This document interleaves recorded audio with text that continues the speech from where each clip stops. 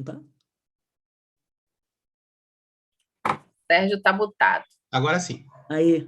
Tudo bom? Aí, cara, que prazer. Prazer é sempre meu. Tudo Belo andando disco. aí? Essa estante é de verdade, né, Sérgio? É de verdade, é de verdade. Pô, Tem uns que pintam, mas é a minha de verdade mesmo. pois é, que beleza. Eu tenho um prazer de ver uma estante de verdade. Velho, aproveitando que você está fazendo 40 anos de carreira, eu queria fazer uma pergunta mais retrospectiva. O teu primeiro disco saiu com o nome de Zélia Cristina, no qual você não teve a autonomia que você desejava. Eu gosto do disco, mas você não teve. E você, numa matéria da Folha de São Paulo, da Ilustrada, eu lembro que você entrou no hall das cantoras ecléticas. Era você, acho que Cássia Eller, Silvia Patrícia. Sempre aquela coisa assim, as gravadoras estão procurando só Marisa Monte. Era mais ou menos o mote da matéria. Foi uma das matérias mais desagradáveis que eu passei. E aí é que tá. Eu queria que você recordasse um pouco como é que você se reinventou, né? Se ressurge de maneira gloriosa como Zélia Duncan. E aproveitando até a pergunta do Paulo Almeida, que está falando sobre assédio, e nesse caso as cantoras, você sabe muito bem, sofrem assédio, às vezes até por parte de diretores artísticos ou produtores. Como é que você vê esse panorama? Que conselho você daria para quem está começando hoje? É quando você vê que você realmente está mais velho, quando recebe uma pergunta dessa, né, Sérgio? Não, você não está velho, você virou vintage, você é importante agora. Não estou brincando com você. Olha, quando rolou aquela matéria, eu já tinha lançado o meu disco, nem sei se eu já tinha lançado o meu disco. Como estava lançando? Estava lançando o Zélia Cristina ou o Zélia Duncan? Zélia Cristina. Era você, Cássia. Cássia fazia Isso, show no Crown Plaza. Fernanda Porto. Fernanda Porto, Silvia Patrícia. Né? Isso. E eu lembro muito bem que foi o Zeca Camargo que escreveu sobre mim, acabou comigo e acabou com a Cássia. A matéria, de um modo geral, era bastante pejorativa, né? E, como sempre, vindo de um lugar de gente... Assim, tem muito respeito pelo Zeca. Outro dia eu dei uma entrevista para ele, ótima, mas eles não conheciam a nossa história. Mesmo. Uma história de muita relação. Ele pegou um vídeo meu, a entrevista que eu dei para ele, depois eu vi que ele já sabia o que ele queria escrever, depois eu entendi um pouco vocês, jornalistas, né? E vamos dizer que aquela entrevista foi uma entrevista que me marcou, porque acho que me tirou um pouco de certa inocência, sabe? Em relação a certas coisas, assim. E ele errou tanto, porque ele ali dizia, por exemplo, que a Cássia era um blefe. Porra, cara, quem é que pode olhar para a Cássia? Eu te digo, eu conheci Cássia, ela tinha 19 anos, eu tinha 17. Cássia nunca foi um blefe, Sérgio. Cássia sempre foi uma pessoa que você fazia assim, ah, quem é essa mulher? No mínimo, sabe? Enfim, então, eu acho que eu me reinventei, porque eu lancei meu disco, eu vinha fazendo um álbum, um show, que era incrível, chamado Zélia Cristina, que é o meu nome, no Caos. Eu vi esse show. Você viu? Foi no Gallery, em São Paulo. O Gallery já foi uma distorção dele, porque ele nasceu no Laura Alvim.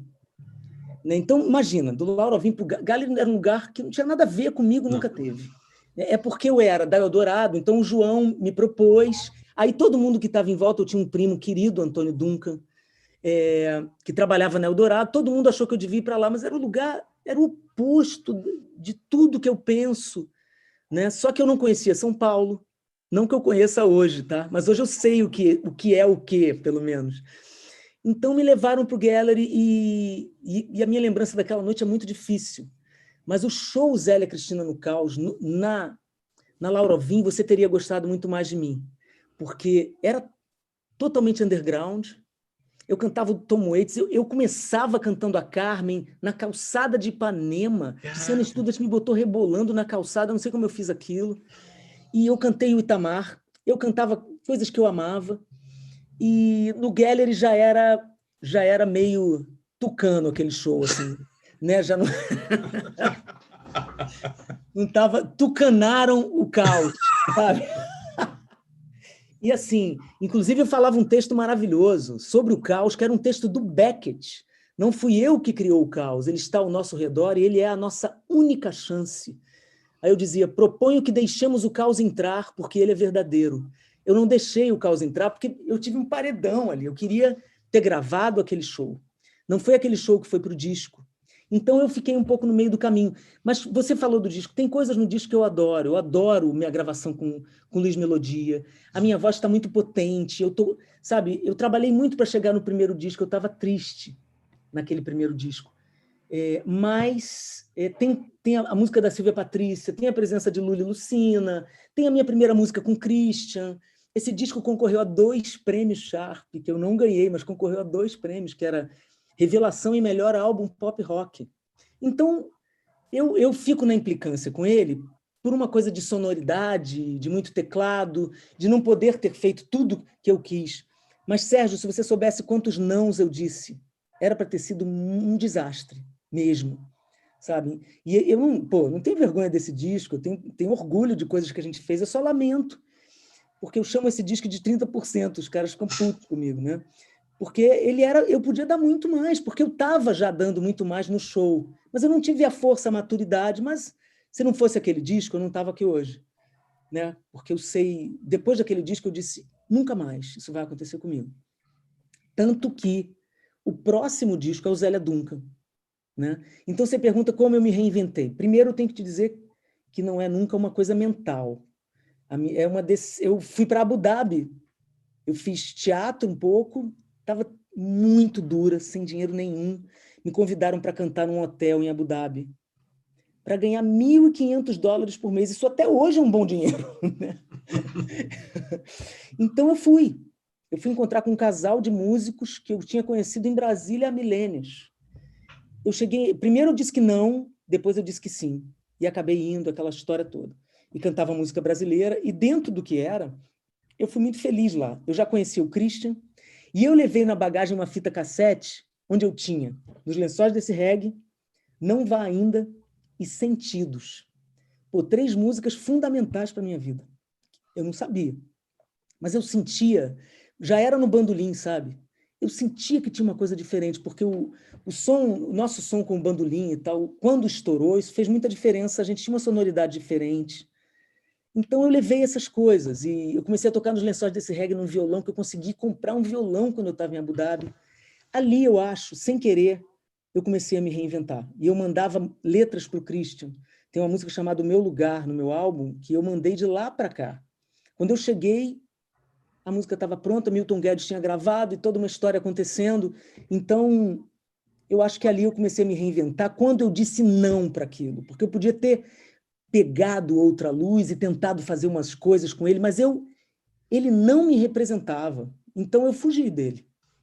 Fugi, só que eu me ferrei um pouco, um tempão, sumi, né? Eu fui em 91 para Abu Dhabi, fiquei 8 meses fora do Brasil, cheguei em 92, fui fazer o musical A Noviça Rebelde, calma, gente, não como a Noviça Rebelde, mas como uma das freiras. E retomar, foi quando eu fui para Torre de Babel, e aí o Guto acabou me vendo lá, mas isso aí é uma história toda condensada, né, Sérgio? Porque essa história, cheguei em 92 e eu estourei com o disco em 95, o disco saiu em 94, estourou em 95. E aí sim a minha vida mudou. Né? Até então foi assim, pauleira, assim, eu não sabia o que ia acontecer mesmo, eu não tinha noção de que indo para longe eu estava me protegendo. Parecia uma fuga só, né? Parecia que eu estava indo para outra encarnação, sabe? Vivendo ainda em outra encarnação, num lugar tão diferente, né? Mas foi um lugar para dentro de mim também, onde eu li muito, escrevi muito. E aí quando voltei, fui me achando, sei lá, precariamente, né? Parece fácil, né? Mas fui me fortalecendo, comecei a compor mais, com o Christian, com a Lucina, e finalmente hoje eu acho que eu estourei com aquele álbum. Tudo bem, Catedral eu acho que estouraria, mas o mérito daquele álbum é aquele álbum, graças às minhas composições. Não porque elas sejam incríveis ou isso ou aquilo, mas porque eu fiz uma cara. Eu consegui fazer uma cara com aquelas músicas e até hoje eu sou muito grata àquele disco e a tudo que aconteceu ali. E hoje, como uma nova intérprete, tem que se proteger E hoje, do que você... Como uma intérprete nova, o que você aconselharia uma intérprete nova? assim,